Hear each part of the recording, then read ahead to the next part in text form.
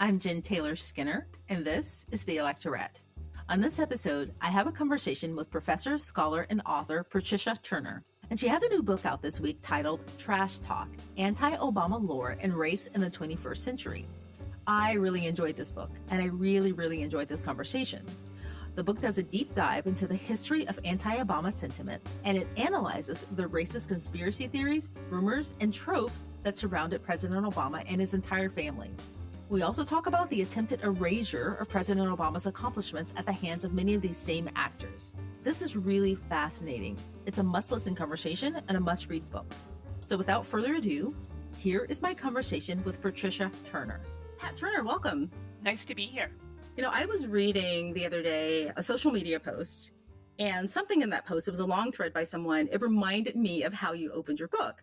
So in this thread, they said that there had been an erasure of President Obama's legislative legacy. And when you open the book, you talk about how there was an attempt to delegitimize him before he even took office. And, you know, that there was this large swath of people who were intent on delegitimizing him before he took office. And these people were not persuadable. And I think we can see that now, because I think in a sense there has kind of been an erasure due to that. Is that a fair observation? Absolutely. I think that there was, from the beginning, and the beginning being before he was president, when he was a Illinois-based politician whom people on the left were proposing as a potential presidential candidate, there was a desire on the right to minimize or eliminate him. And as he grew in popularity, as more and more people began to follow him, the desperation around containing him increased.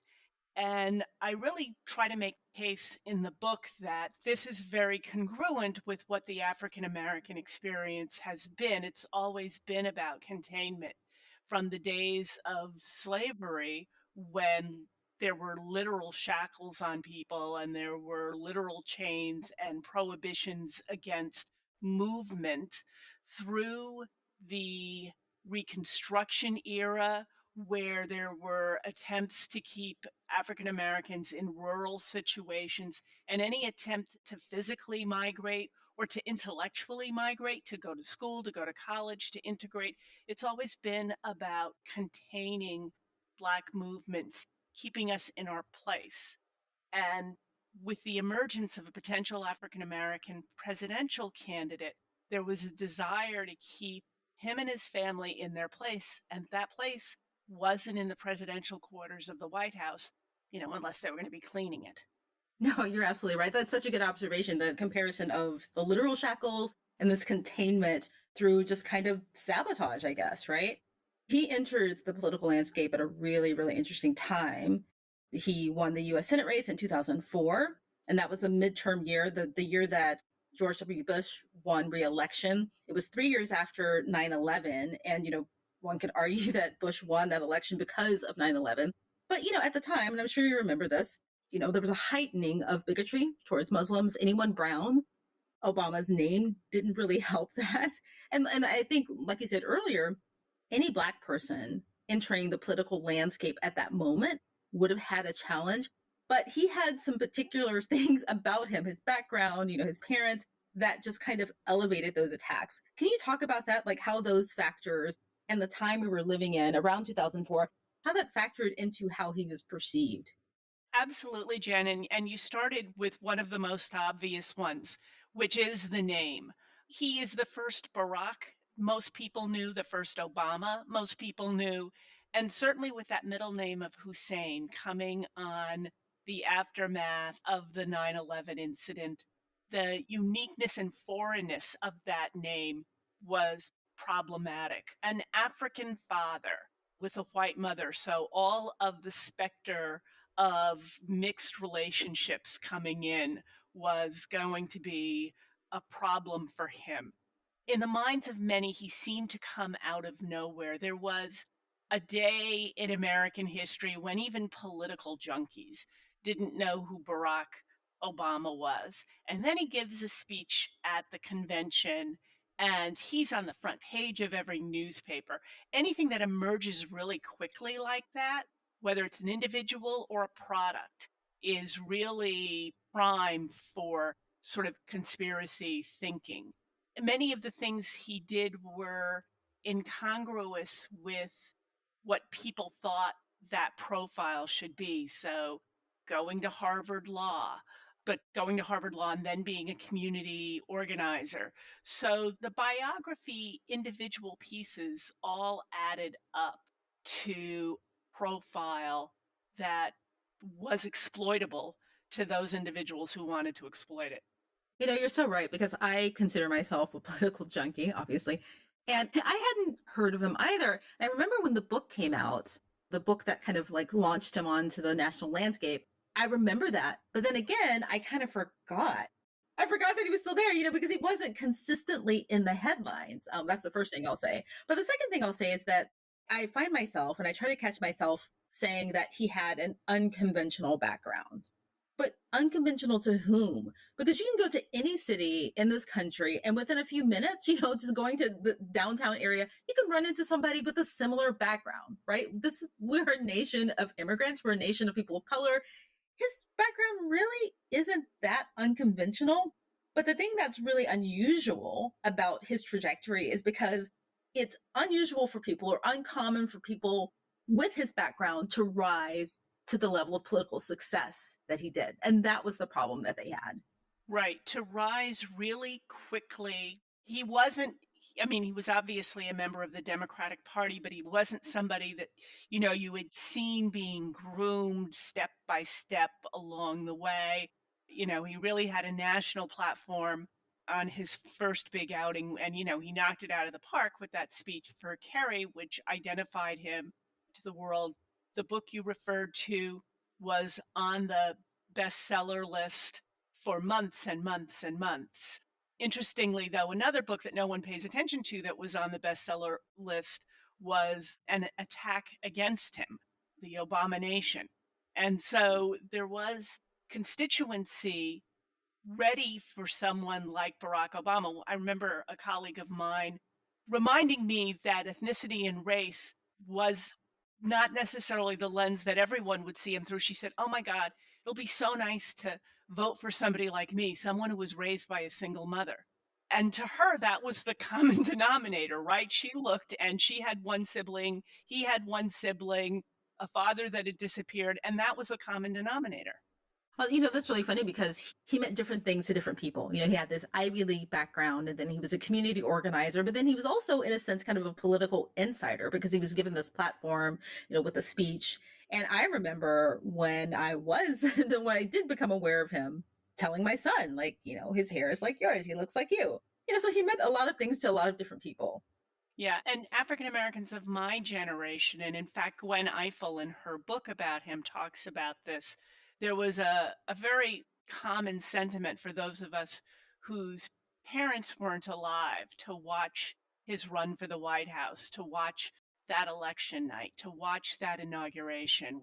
Man, I wish my parents could have lived to see this, right? I would have loved for my mother, and that was my experience, but it was the experience of so many African Americans who had, come of age in the middle of the prior century, lived through the civil rights movement, and it was just such a culminating moment for so many of us. I have an aside, an interesting story about that. I grew up in Memphis, Tennessee, where Martin Luther King was assassinated. My mother lived through the civil rights movement and she was alive to see Barack Obama. She's still alive, but she was alive to see Barack Obama elected. And I remember having a conversation with her during the primaries and just being really frustrated because I understand this thinking of growing up in the South and in the deep South, right, where I grew up, and not being kind of wary of or suspicious of something like this. And I remember her telling me, well, I'm not going to vote for him in the primary because it's a trap. She said that, that he's not going to win anyway, so I'm not going to vote for him. And I remember getting a little kind of like peeved and saying, like, he won't win. We can never win if we don't believe that he can win. So you have to vote for him. So I told her, to vote for him. But that's just, an aside. Your mother is not unusual. That was ironically one of his big obstacles. There was your mother's way of thinking, well, he's not going to win anyway. And then the other really common thing that I was able to document and collect versions of was the sentiment of people who liked him so much they wouldn't vote for him. because he was the father of two young daughters, and they were just confident that he was going to be assassinated, the girls were going to get kidnapped, that the hardcore white supremacists, the radical fringe of that group, was not going to let a black man run for president successfully, move into the White House. So, I start one of the chapters in the book with a quote from him about it. Not only do I have to convince people who are indecisive about me based on, oh, I don't know if I agree with him on this policy. I don't know if I see this international situation the same way he does. He had to convince people who were like, oh my God, he's wonderful. I love him so much. Oh God, he can't be president. They'll kill him. That's actually what we think about the presidency, right? Like, no one wants that job. And it's a certain generational thing again, because I am old enough, as you know, from trying to walk me through my tech needs in anticipation of this interview, to have remembered the assassinations of John F. Kennedy, Robert F. Kennedy, Malcolm X, and Martin Luther King. And so there are those of us who went through that in the 1960s who scrutinize any public figure against that backdrop of what it was like every couple of years to have someone felled that way.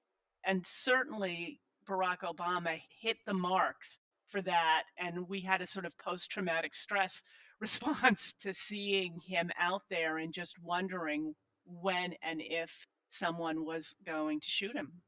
But early on, so you talk about his daughters and his family, and, you think about the people who were primarily responsible for attacking him. They're always going on about family values and, tradition.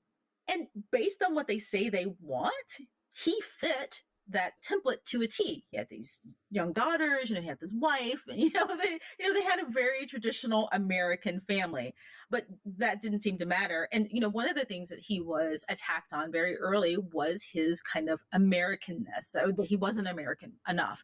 And they used that as a cudgel, especially this, the thing where he was wearing a flag pin or not. That just kept coming up.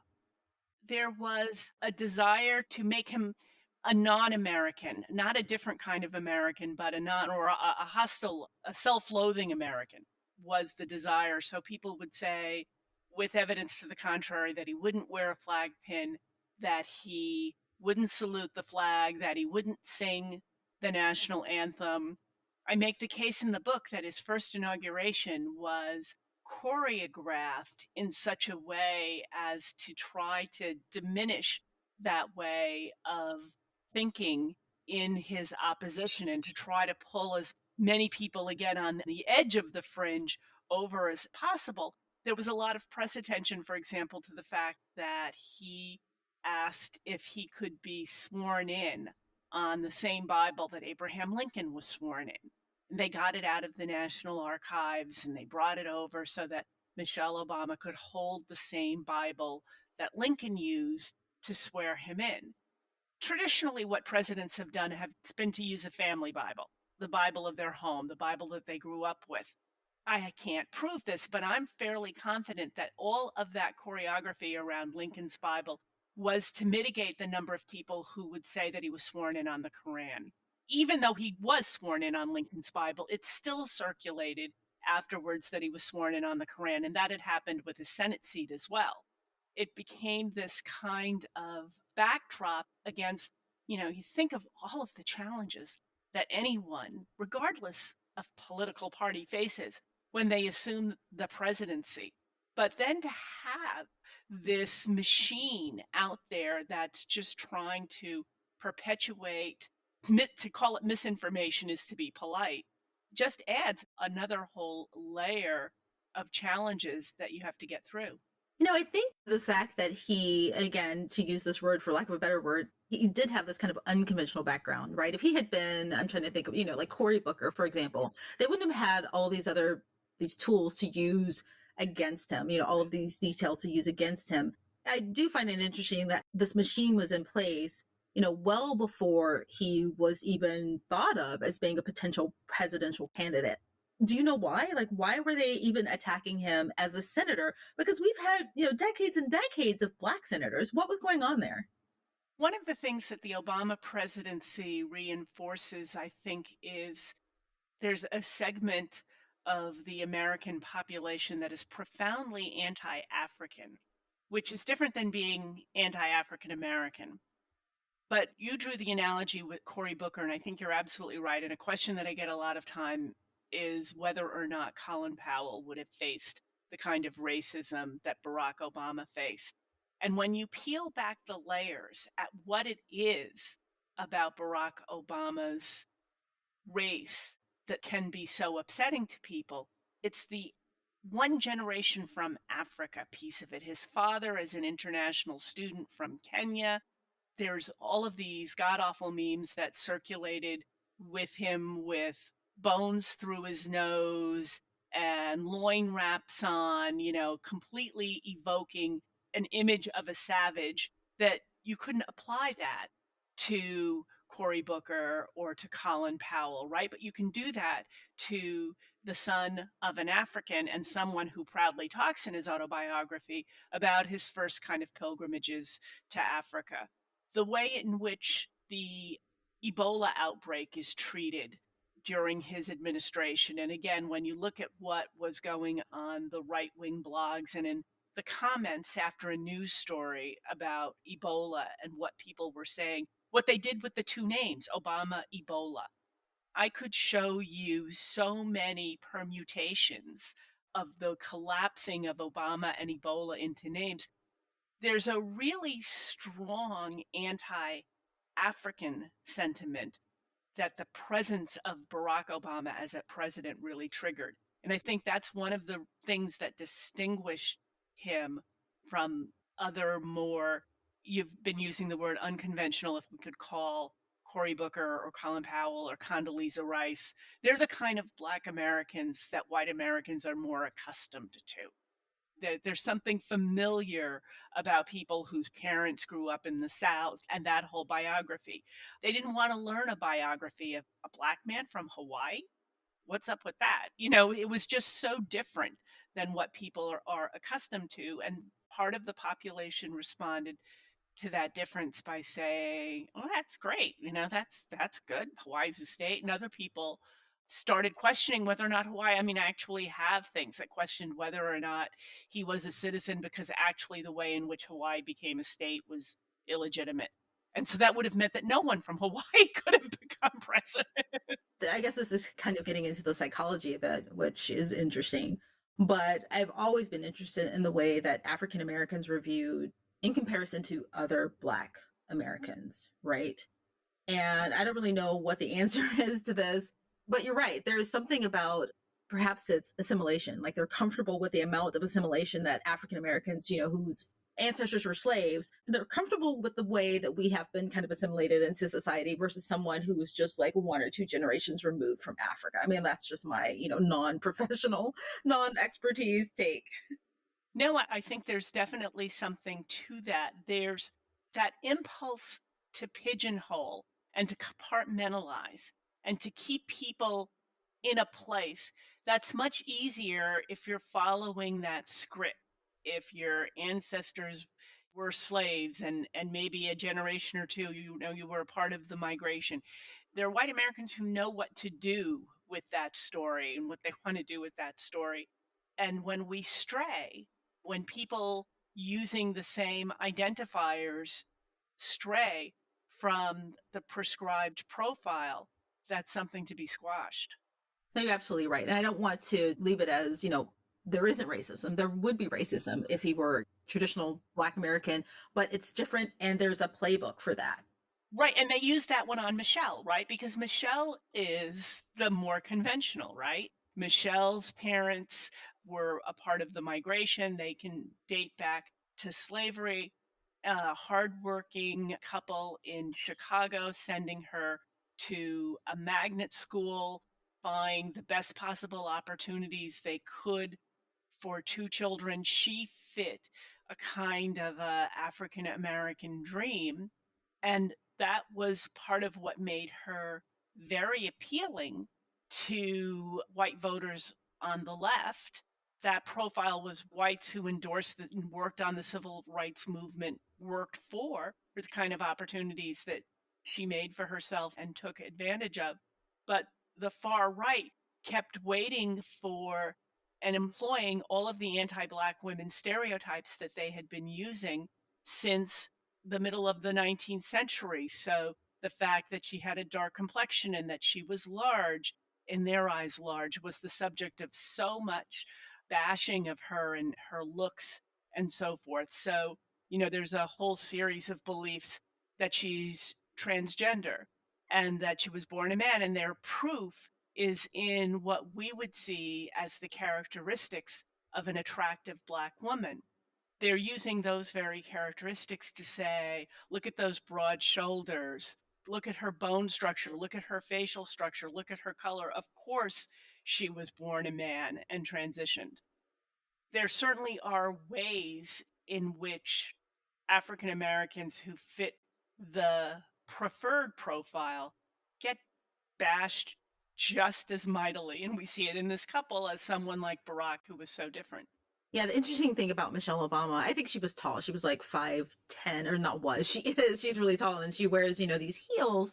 And, the thing about, saying that she was born a man, or, making reference to her size, I remember that. And I remember someone coming to her defense saying, hey, this is, classic misogynoir, because, she's actually, I think someone wrote a post about her being like actually a size 8 or size 10 or something. And that was just the way that they were perceiving her and attaching all of these stereotypes to her. And she, she fit none of them, especially, they tried to attach the welfare queen trope to her and some other tropes. But the one that I remember the most, and I'm curious about what your take is on this, was that New Yorker cover, that infamous New Yorker cover, where Obama was wearing like a long robe, and there was a picture of Osama bin Laden on the wall of the Oval Office. Michelle Obama had an afro and like a gun strapped to her. There was something else about that photo. She was, I think they were doing it like a fist bump or something. And then there was a flag burning in the fireplace of the Oval Office. Everyone remembers this, right? And I don't really know what I want to ask about this, but one of the things I was curious about is they said it was satire because it was on the cover of the New Yorker, and the New Yorker wouldn't do something like that unless it was satire, I guess. I don't know. What did you think about the apology and the explanation following that? I thought it exemplified what was going on and continues to go on. It exemplifies the way in which the left thinks about the right and so forth. So I'm going to give the New Yorker the benefit of the doubt. I'm going to say that they thought it was satire, that they thought it was pointed, and that people might go, oh my God, some kind of a we here are really off base here, and that they might move some people with that cover. I don't really think that they understood. And when I say they here, I mean the New Yorker and much of the mainstream media at that time, many of the political consultants that Democrats were using. I don't think they understood the right and the far right to the point that people would look at that and take it literally. People would look at that as evidence of Michelle's radicalism and Obama's faith. I don't think they saw that coming. And even when it came, they still wanted to say, well, that's some weird little fringe group. That can't be representative of a significant segment of the population because the people that I have cappuccino with aren't like that. And so, one of your opening questions was about erasure. I think there was, until the election of Trump, a kind of erasure of a swath of working class whites that were extraordinarily malleable and who could very easily be manipulated into really virulently racist, nationalist, and xenophobic ways of thinking and ways of acting. I don't think that the editors of The New Yorker got that that population was there, and I don't think they learned as much as they might have from that moment. Sure. I mean, I subscribe to the New Yorker. When my name was quoted in the New Yorker, which has happened twice, I'm running around. I'm in the New Yorker. We left. We're so easy. I mean, Oh, I know. it's one of the jokes, right? Why are they so worried about us? What are we going to do? Beat them up with our public television tote bags? I mean, I've got my tote bag and no one can use it because I wanted to keep it pristine. But anyway, so yeah, so we love the New Yorker. There's some other things, but I will give them a pass. However, I will say this. there is good satire and then there's satire that fails. And I think that this probably falls in the latter category. That's just my opinion. I agree, and there was a lot of that. In fact, and there's a term for it now, and I think the term is onionized. And so it's when the Onion, which is all satire, right? Like the thing with the New Yorker is, they've done some stunning covers. I thought that their cover after September 11th was stunning. They have responded with some absolutely fabulous, their books on the history of New Yorker covers that are dead to rights good. And so when they do have one that's so satirical as they wanted the Obama one to be, the audience doesn't, know quite where to accept it. With something like The Onion, that's their marching orders. They are a satire magazine. And when they do a satire, people should know to what to accept that. But there have been many things, particularly about Obama, that have appeared in The Onion, and people have used that to raise money for far right causes as if it were the gospel truth. One of the patriotism, you asked me about the patriotism ones a little while ago. One of the patriotism ones came from a satire piece from a magazine without nearly the name recognition, a blog or something, without the name recognition of the New Yorker. And the guy wrote this whole thing saying that Barack Obama was asked about the national anthem, and he said he didn't like it. He didn't like the bombs bursting in air part and everything. And he wanted to substitute it for "I'd like to teach the world to sing," which was a vacuous old Coca-Cola jingle in the 1960s, which had a bunch of people on the top of a hilltop singing. And I'd like to teach the world to sing in perfect harmony. It was a kind of a kumbaya song. And people were livid that he wanted to change the national anthem to a Coca-Cola jingle, not recognizing that this was a satirical piece. Okay. I could see that. But you mentioned something about the Democratic Party apparatus not realizing that this was not just a fringe group. But who else knew that it wasn't a fringe group? Donald Trump. Like, he knew his people well. He learned them. He's a quick study. I think it's very hard for some of us when you find yourself in the act of giving Donald Trump credit for something. There's like a spasm that can kind of happen. But he realized who to ask. He realized very quickly. He went to the owner of one of the most right wing websites at the time in 2012 and said, when you write about Obama, what gets the most hits? What gets the most comments? What really gets your readers stirred up? And he said, anything we do about his eligibility to be president, birther stories, anything we report on that, that gets the hits. That's more than the Muslim, it's more than the patriotism. And that's the point at which Trump acted like he embraced the controversy, the created manufactured controversy over Barack Obama's birth certificate. So Trump is smart enough to know who to ask and then how to exploit the information that he gets and what question to ask. If you put yourself in that zone, that was a really good question to ask. It certainly didn't turn out the way we would have liked, but he did get into the White House for a reason. He figured out how to tap into that mindset and how to manipulate people previously had not voted into registering and voting. There was even a segment of the population who had voted for Obama who voted for Trump. He's an interesting case study. I've always wondered what that was about. And I think that a lot of us dismissed him.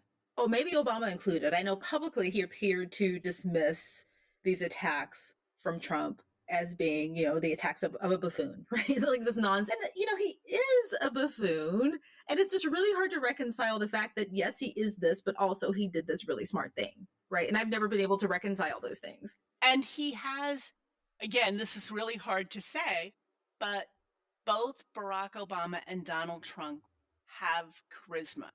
The charisma works on different populations, but they both are capable of attracting really adoring acolytes who just are taken with them and persuaded by them. And Trump's are extraordinarily we look at them and go, how can you believe these two things at the same time, right? Like, how can you believe that Trump said that armed individuals ought to be allowed into the ellipse and be allowed to march to the Capitol? How can you believe that at the same time that you believe that all of those people were Antifa and members of Black Lives Matter? Like, would Trump have allowed armed people from Black Lives Matter? Those two things are totally incongruent. And that's one of the things that those of us who study conspiracy theories talk about, is the fact that you can hold two opposite views at the same time. And it's what makes the desire that people have to find a logic behind it. A lot of the questions I get are, help me understand the logic of how someone could come to believe that. And it's often one of the hardest questions to answer, because it defies the rules of logic the way most of us understand that. Yeah, actually, I have so many questions for you. I'm thinking of all of the conspiracy theories right now, and I try to tell people this isn't logical, but we're talking about President Obama today. Perhaps I'll get a chance to ask you all my other questions. But before we get to the most recent Republican, I want to talk a bit about John McCain and that primary, because there was this moment, and I'm sure you remember this moment. So there was a town hall. John McCain was doing this town hall, and a woman stood up, an older white woman, and she asked, I heard he's an Arab, right? And I think I'm just curious of what you think about that moment, because my take from that was, it was President Obama, who wasn't president at the time, but I think he benefited from that rather than McCain. What I think happened there was really interesting, because there's a way in which McCain in part lost the election because of that moment. I compare that moment, because McCain took the mic and he said, no, this is a fair fight. And her name was Gail McQuennell. And people felt like the candidate, she was wearing a McCain Palin t-shirt at the time. She was a volunteer, and he, in the eyes of many on the right, shamed her publicly. And there was a lot of fallout for McCain afterwards, making it difficult for him to mobilize. There's a moment when Trump was running in 2015, 2016, where he's questioning what then President Barack Obama's nuclear deal with Iran. And somebody from the crowd yells out, and he goes, I don't know why he signed that. McCain says, I don't know why Obama signed that. It's a terrible deal. And somebody from the audience yelled out, it's because he's a Muslim. And Trump takes the mic. He gets the guy to repeat it. He makes a moment out of it, and he celebrates it. And he gets the media to watch him celebrate it. He gets elected president. He bashes Obama for being a Muslim, and he gets elected president. John McCain took the high road and he lost. And there's obviously other factors at work, but the difference between McCain and Romney, Obama's opponents in 2008 and 2012, and Trump, was, no matter what you might think of the politics of the two of them, they would only go so low. And Trump was willing to go lower, and he was rewarded for it. And there was much more attention to that Gail Quinnell moment when John McCain died. It was the most commonly replayed clips in the period between the announcement that he had died and his funeral. It was like, oh, remember when politicians were like this? And when it actually happened, it didn't get a lot of coverage. It got some coverage, but it didn't get nearly the coverage that it got when he died. That moment, the idea that because Trump leaned into that moment, saying that, it's because Barack Obama's a Muslim, that element in their constituency still just scares me. That's just a comment, right? The fact that normal Republicans just weren't brutal enough, right? I think we see that now in the way things have degraded.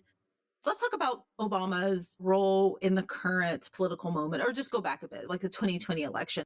Everything that we've just gone through about what happened during his primary and, the Trump years, how has he shown up in their imaginations? Let's just say the 2020 election. Well, and of course, it started when Trump got elected. And one of the things, he got elected running as much against Barack Obama, who wasn't his opponent, as he did running against Hillary. And then when he's in office, remember, he'd been promising that he was going to have Obama indicted and he was going to be punished for his crimes and so forth.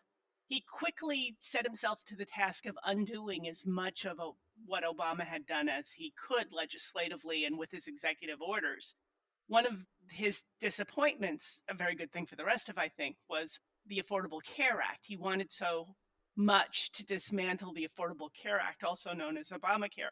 When he couldn't do that, he accused Obama of creating a deep state of bureaucrats in Washington who stayed on behind the scenes with the goal of disrupting or destroying as much of Trump's agenda as possible.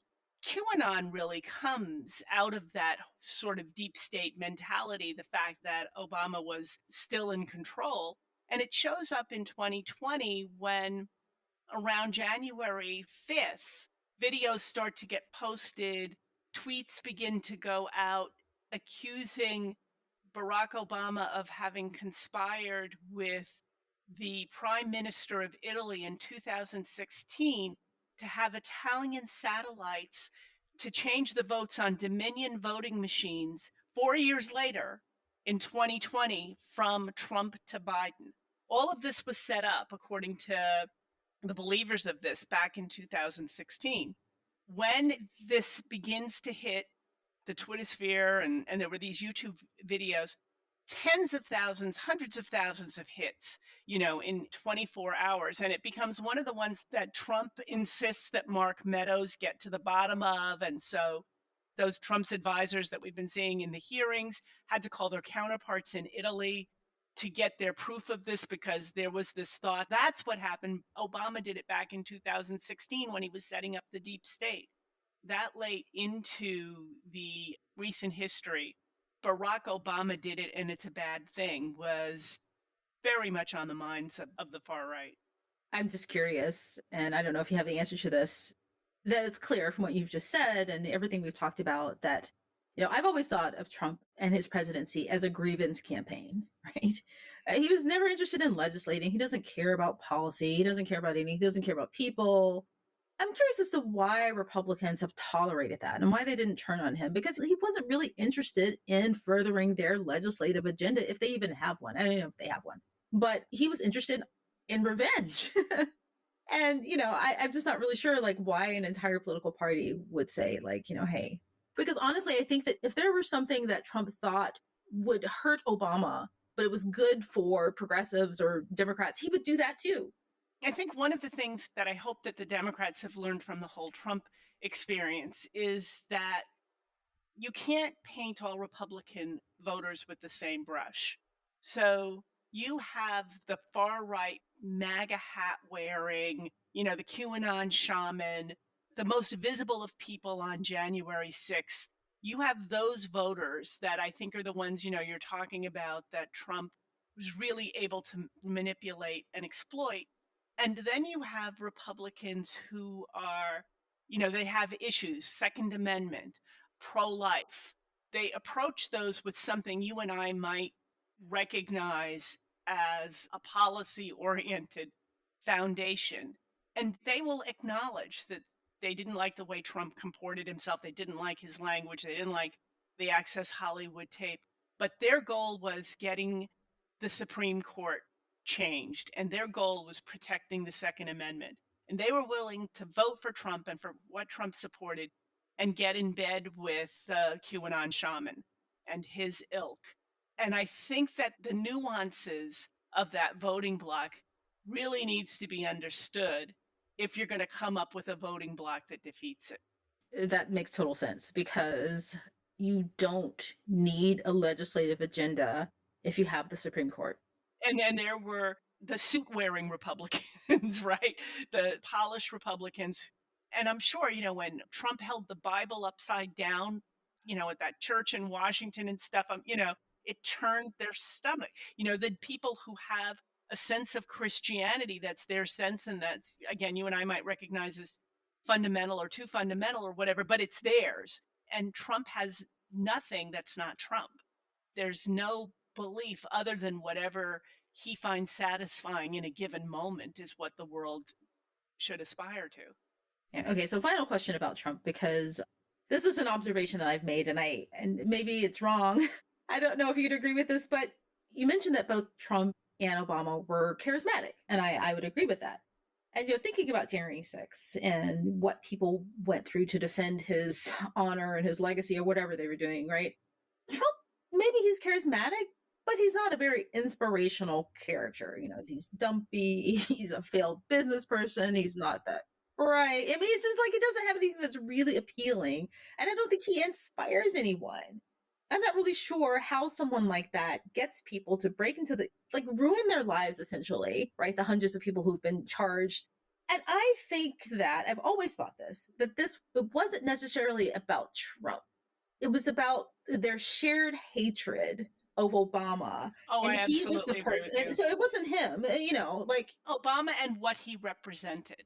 And another thing we haven't talked about that is a part of all of this, I think it's worth mentioning at the end, that we learned again about segments of the American population through this whole experience, is how anti-intellectual it is. How one of the attributes of both Obamas that gets ridiculed is their education, is that they went to good schools, that they aspired to go to good schools, that they succeeded there. There was a time in which we were told that was a pervasive element of the American dream.